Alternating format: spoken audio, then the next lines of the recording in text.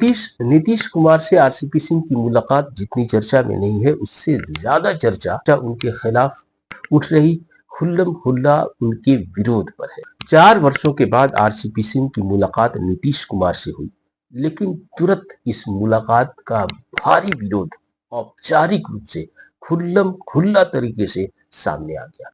इस विरोध के क्या मायने हैं, इस बात को हम समझेंगे, लेकिन उससे ज्यादा अहम इस बात का है कि आखिर आरसीपी सिंह की जो मुलाकात हुई नीतीश कुमार से, उस मुलाकात के बाद आरसीपी सिंह ने कहा क्या। आरसीपी सिंह ने कहा कि बड़े लंबे अंतराल के बाद हमारी उनसे मुलाकात हुई।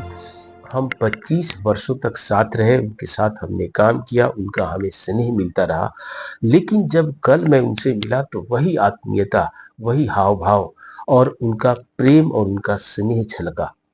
दरअसल आरसीपी सिंह कई महीनों से चाह रहे थे कि वह जनता दल यूनाइटेड में वापसी करें, और नीतीश कुमार से मिलने के लिए उन्होंने कई संदेश भेजे थे।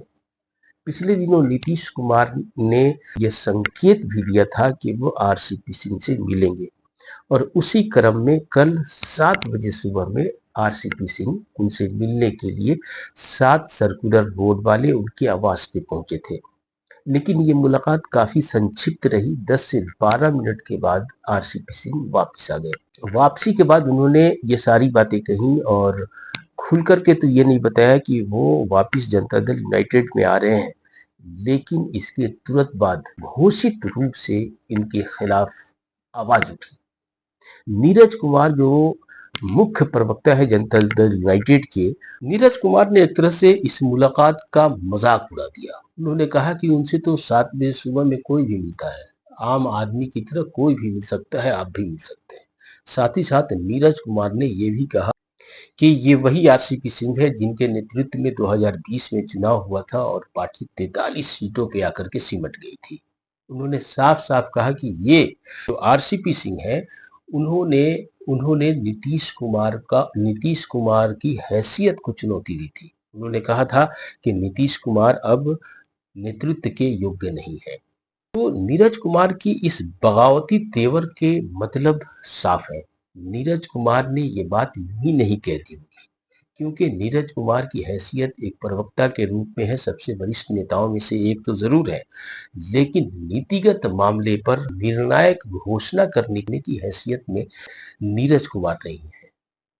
उनके इस वक्तव्य से दो बातें स्पष्ट हैं। पहला तो ये कि उनकी पीठ के पीछे कोई ऐसी ताकत जरूर है जो उनको ये बात कहने के लिए प्रेरित कर रही होगी, और दूसरा ये कि अब नीरज ये समझ चुके हैं कि नीतीश कुमार की खुद भी मानसिक और शारीरिक हैसियत वो नहीं है कि वो नीतीश से मिलने वालों के ऊपर कोई ऐसी टिप्पणी कर दे जो नीतीश को नागवार गुजर जाए।